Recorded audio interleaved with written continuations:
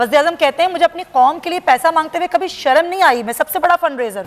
नहीं, वो तो उनको तो शर्म तो वाकई नहीं आती, वो वाकई नहीं शर्म आती और शर्माना भी नहीं चाहिए। जब आप किसी के आगे हाथ फैलाते हैं ना, तो आप अपनी शर्म वरम जो है ना, जो अपनी अना शर्म, अपनी वो रवादारी, अपनी वो अना सब छोड़ देते हैं। वो 2 साल में जितना कर्ज आपने अंदरून बैरून से लिया, मेरे ख्याल में आपकी तारीख में ऐसा कारनामा किसी ने अंजाम नहीं दिया। तो मैं आपकी इस कारकर्दगी को सराहता हूँ।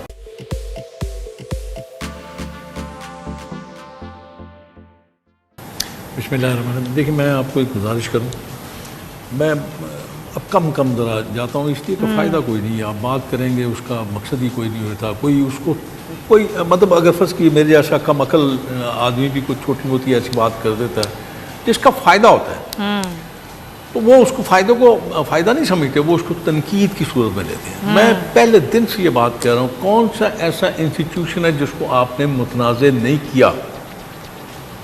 आपने हर इंस्टीट्यूशन को मुतनाज़े किया। अभी फ़ैसला नहीं आता और आप फ़ैसला सुना देते हैं। वो इंस्टीट्यूशन जो है, वो अदलिया हो, नैब हो, एंटी करप्शन हो, FIA हो, कोई भी इदारा हो, कोई भी पाकिस्तान का इदारा, आपने उन सब को आपने मुतनाज़े कर दिया। अब आप देखिए, बात यह है, अपोजिशन का काम है आपकी खामियां, खराबियां, कोताहियों पे बहस करना, उनको उजागर करना, लोगों की नज़रों में लेके आना कि ये कुछ हो रहा है। और अपोजिशन अगर ये कहती है कि भाई ये खुदा के बंदे कोई एक ऐसा बता दें, कोई शोबा बता दें जिसमें आपने कोई कारनामा अंजाम दिया हो, मुल्क के लिए दिया हो, आवाम के लिए दिया हो। मैं वैसे ऑन वेरी लाइटर नोट ये कहता हूँ, हाँ, एक शोबे में बड़ा कारनामा किया, वो मैं उसकी सताइश करता हूँ। अब आप हैरान होंगी वो कौन सा शोबा, ऐसा कारनामा? हाँ, वो कारनामा ये है कि वो 2 साल में जितना कर्ज आपने अंदरून बैरून से लिया, मेरे ख्याल में आपकी तारीख में ऐसा कारनामा किसी ने अंजाम नहीं दिया। तो मैं आपकी इस कारकर्दगी को सराहता हूँ। अब देखिए, मैं आपको एक गुजारिश करूँ, मैशत देख लीजिए। अब ये 2 साल से ज़्यादा अरसा हो गया, मियाँ नवाज शरीफ को गए हुए गालबन 3 साल हो गए।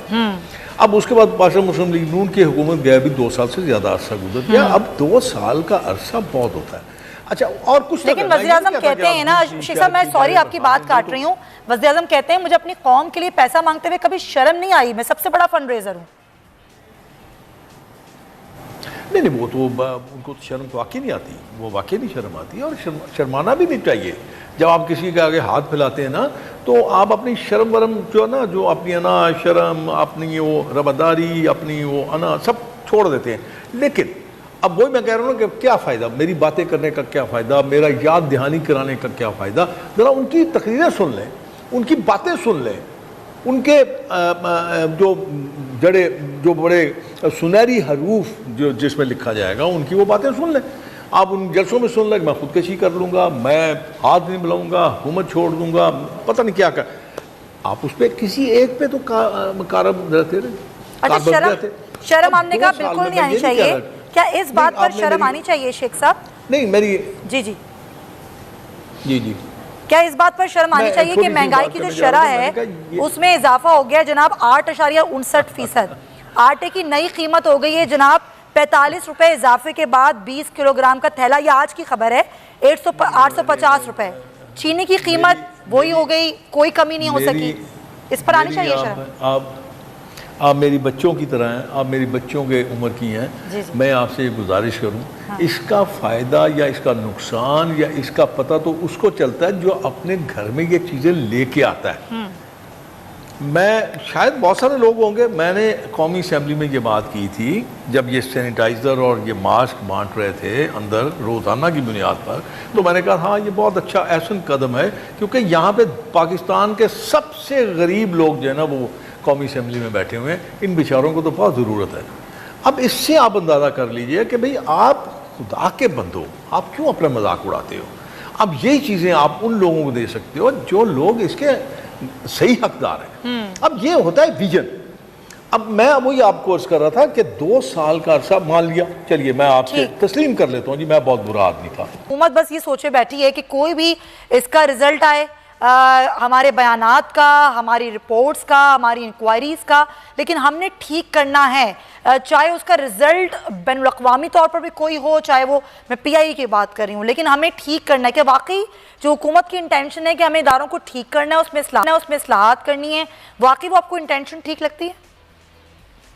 देखिए, जो तरीक़ेकार ये इस्तेमाल करने की कोशिश कर रहे हैं और जिस तरह से अभी अली ज़ैदी साहब ने प्रेस कॉन्फ्रेंस में कहा, मुझे नहीं लगता कि इस तरीक़ेकार के तहत जो है वो इदारे ठीक होंगे, एतमाद बहाल होगा। हो सकता है इनके फॉर्मूले में इस तरह से हो, लेकिन पाकिस्तान का वक़ार मजरूह हुआ है सारी दुनिया में, और जो सच्चे साफ सुथरे पढ़े लिखे लाइसेंस पायलट है सारी दुनिया के अंदर और एविएशन से मुताल्लिक अमला था पाकिस्तानी, उनकी इज्जत मजरूह हुई है। और ये तरीक़ेकार ठीक नहीं था। असल में तरीक़ेकार ये होना चाहिए कि पहले जुर्म साबित हो जाए फिर सजा दें। ये तरीक़ेकार ऐसा था कि आपने लोगों को गुमराह कर दिया, सबका पंडोरा बॉक्स सड़क पे लाके खोल दिया और उसके बाद कह रहे हैं नहीं ये तो चंद लोग हैं।